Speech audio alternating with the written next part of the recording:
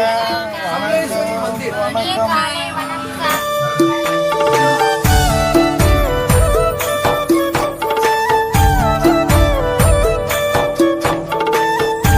Hello guys, வணக்கம். Welcome to my YouTube channel. நாம் இன்னைக்கு எங்கே இருக்கோம்னு பார்த்தீங்கன்னா, ஒடிசாவில் சம்பல்பூர் அப்படிங்கிற ஒரு பிளேஸில் இருக்கிற கங்காதர் மேகர் யூனிவர்சிட்டியில் முதல் நாளை கடந்து இப்போ 2வது நாள். இன்னைக்கு எங்கே போக போகிறோம்னு பார்த்தீங்கன்னா,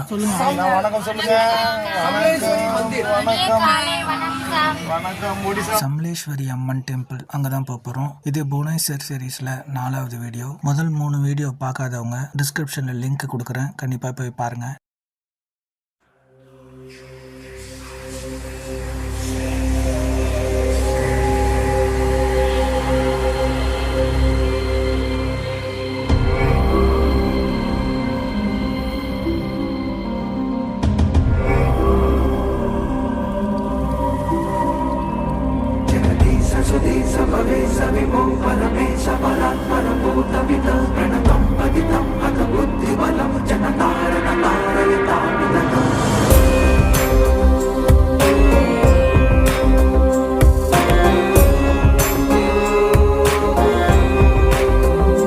இந்த சமலேஸ்வரி அம்மன் டெம்பிள் நாம் இருந்த கங்காதர் மேகர் யூனிவர்சிட்டியிலேருந்து கிட்டத்தட்ட ஒரு 3 கிலோமீட்டர் தொலைவில் தான் இருக்குது. அதே மாதிரி இந்த சமலேஸ்வரி அம்மன் டெம்பிளுக்கு வரணும்னா நியர்பை ரயில்வே ஸ்டேஷன் பார்த்தீங்கன்னா சம்பல்பூர் ரயில்வே ஸ்டேஷன் தான். அந்த சம்பல்பூர் ரயில்வே ஸ்டேஷன்லேருந்து கரெக்டாக 2 கிலோமீட்டர் தொலைவில் இந்த சமலேஸ்வரி அம்மன் டெம்பிள் இருக்குது. அதே மாதிரி பஸ் மூலயமா வரணும் அப்படின்னா ப்ரைவேட் பஸ் ஸ்டாண்ட் வந்து இந்த கோவிலேருந்து 7 கிலோமீட்டர் தொலைவில் இருக்குது. அதே போல் வெளியூர்லேருந்து வெளி மாநிலங்கள்லேருந்து இந்த கோயிலை பார்க்க வர்றீங்க அப்படின்னா பக்கத்தில் இருக்கிற விமான நிலையம் பார்த்தீங்கன்னா புவனேஸ்வர் விமான நிலையம். அது இந்த சமலேஸ்வரி அம்மன் டெம்பிள்லேருந்து 300 கிலோமீட்டர் தொலைவில் இருக்குது. நீங்கள் அங்கேருந்து ட்ரெயினோ இல்லை பஸ்ஸோ பிடிச்சி இந்த கோயிலுக்கு வரலாம். அதே மாதிரி இன்னொரு விமான நிலையம் சுவாமி விவேகானந்தா சர்வதேச விமான நிலையம் ராய்ப்பூரில் இருக்குது. அது வந்து இந்த கோவிலேருந்து 265 கிலோமீட்டர் இருக்குது. இதே போல் நீங்கள் பஸ்லேயோ ட்ரெயின்லேயோ அந்த ஏர்போர்ட்லேருந்து வந்துடலாம். அதுக்கப்புறம் இதுக்கு ரொம்ப நியர்பை 50 கிலோமீட்டரில் ஒரு புதுசாக ஒரு விமான நிலையம் கட்டிக்கிட்டு இருக்காங்க. அது வந்து ஜார்சுகுடா அப்படிங்கிற ஒரு பிளேஸில் கட்டிக்கிட்டு இருக்காங்க. ஸோ ஃப்யூச்சரில் அது நடைமுறைக்கு வந்துடும்னு நினைக்கிறேன்.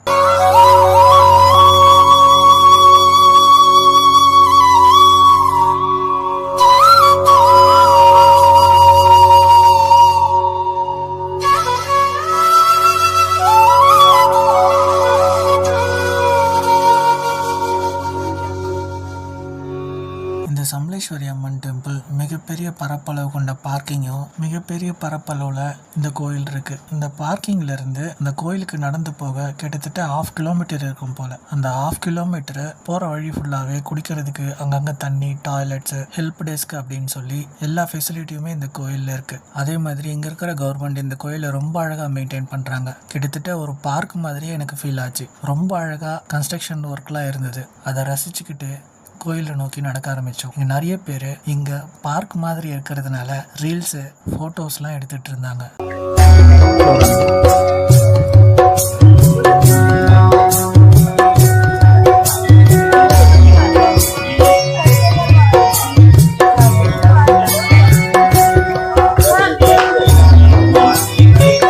பெரிய கோயில்கள்லேயும் இருக்கிற மாதிரி இங்கே ஷூஸ் விடுறதுக்கும் செப்பல்ஸ் விடுறதுக்கும் தனித்தனி பிளேசஸ் இருக்குது. ஷூஸ் செப்பல்ஸ் கொடுக்கறதுக்கு ஒரு பிளேஸு, அதே மாதிரி கோயில் போயிட்டு சாமி பார்த்துட்டு வந்து ஷூஸை வாங்கிறதுக்கு ஒரு தனி பிளேஸ்.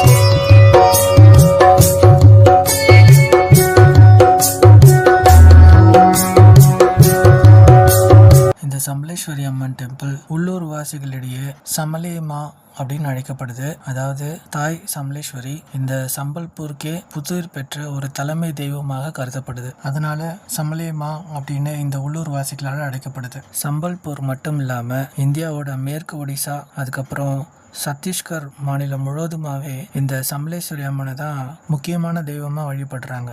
அதே மாதிரி இந்த கோவில் புனித மகாநதி நதிக்கரையில தான் கோவில் அமைஞ்சிருக்கு.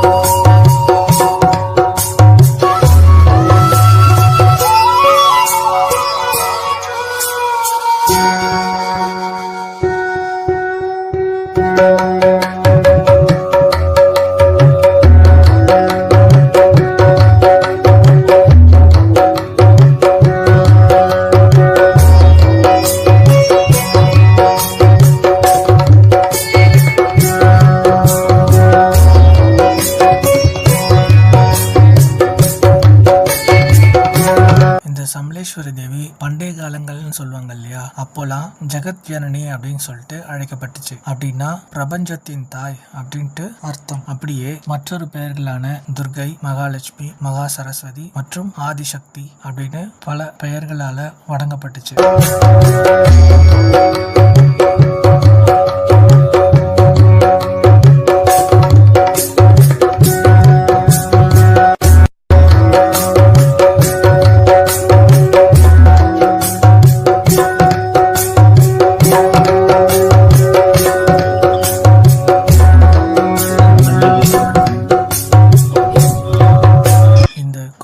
கிரானைட் போன்ற கற்களால் கட்டப்பட்டது அப்படின்னு சொல்றாங்க. சுண்ணாம்பு சாந்து அப்புறம் சிமெண்ட் வச்சு பூசப்பட்டிருக்கு அப்படின்னு சொல்றாங்க. இந்த தெய்வத்தோட சதுர கருவறை 10 அடி அகலம், அதாவது 3 மீட்டர் நீளமுள்ள சுற்றளவுல 4 படிகளுக்கு கீழே அமைஞ்சிருக்கு. 12 தூண்களால இந்த கோவில் தாங்கப்பட்டிருக்கு அப்படின்னு சொல்றாங்க.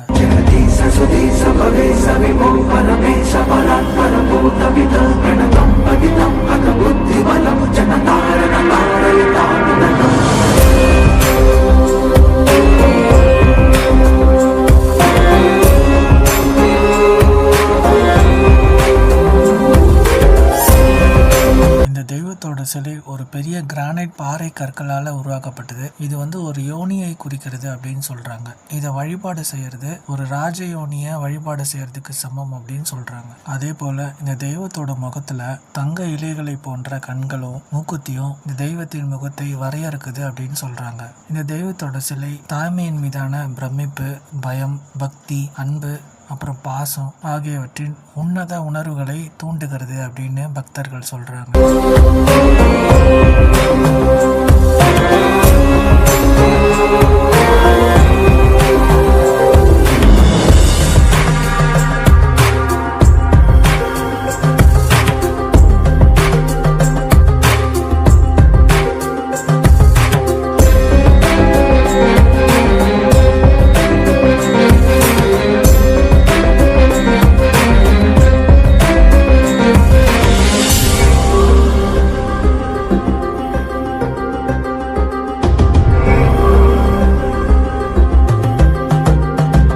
சமலேஸ்வரி அம்மனை மக்கள் பல்வேறு திருவிழாக்களில் கொண்டாடுறாங்க அப்படின்னும், அதில் முக்கியமாக 3 திருவிழாக்கள் முக்கியத்துவம் வாய்ந்தது அப்படின்னு சொல்கிறாங்க. மார்ச் மாதம் அப்புறம் ஏப்ரல் மாதங்களில் நடைபெறுற நவராத்திரி பூஜைகள், அதுக்கப்புறம் செப்டம்பர் மற்றும் அக்டோபர் மாதங்கள் நடைபெறுற சைத்திர நவராத்திரி, அஸ்வின் நவராத்திரி, இப்படி 2 திருவிழாக்களும் இங்கே ரொம்ப ஃபேமஸ் அப்படின்னு சொல்கிறாங்க. இந்த 2 வகையான நவராத்திரிகள் 9 நாட்கள் தொடர்ச்சியாக மக்கள் வழிபாடு செய்வதா சொல்றாங்க. இந்த திருவிழாக்கள் மிகவும் மகிமையுடனும் பக்தியுடனும் கொண்டாடுறாங்க. நவராத்திரியோட முதல் நாள்ல இந்த தெய்வம் வெள்ளை நிற உடையை உடுத்துக்கிறாள் அப்படின்னும், அதுக்கு பேரு தபாலமுகி அப்படின்னும் அழைக்கப்படுது. அதுக்கப்புறம் 3வது திருவிழா மேற்கு ஒடிசா பகுதி முழுவதுமாகவே கொண்டாடப்படுது. இந்த 3வது திருவிழாவோட பேரு நுவாகாய் அப்படின்னு அழைக்கப்படுது. இந்த திருவிழாவில் இங்கே இருக்கிற விவசாயிகள் அவங்களோட நிலங்களில் அவங்களோட விளைச்சலை இந்த தெய்வத்திற்கு வழங்குகிறாங்க அப்படின்னும், அதுக்கப்புறம் தான் அவங்க தனிப்பட்ட பயன்பாட்டிற்கு பயன்படுத்துகிறாங்க அப்படின்னும் இங்கே இருக்கிற மக்கள் சொல்கிறாங்க.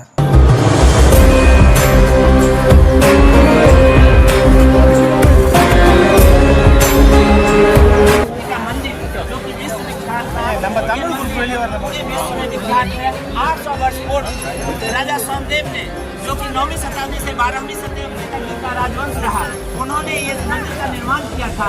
और अभी आधुनिक काल में भी देख सकते हैं कि उड़ीसा की कला और संस्कृति को इस मंदिर की सबसे जो विशेषता है वो विशेषता ये है. இந்த டிராவல் ப்ளஸ் டெம்பிள் vlog உங்களுக்கு பிடிச்சிருக்கும்னு நம்புகிறேன். பிடிச்சிருந்துச்சுன்னா இந்த வீடியோவை லைக் பண்ணுங்கள், உங்கள் ஃப்ரெண்ட்ஸ் எல்லாருக்கும் கண்டிப்பாக ஷேர் பண்ணுங்கள். அதே மாதிரி சப்ஸ்கிரைபும் பண்ணிக்கோங்க. அப்போ தான் ஃபியூச்சர் வீடியோஸ் உங்களை சேரும். தேங்க்யூ ஸோ மச் ஃபார் வாட்சிங்.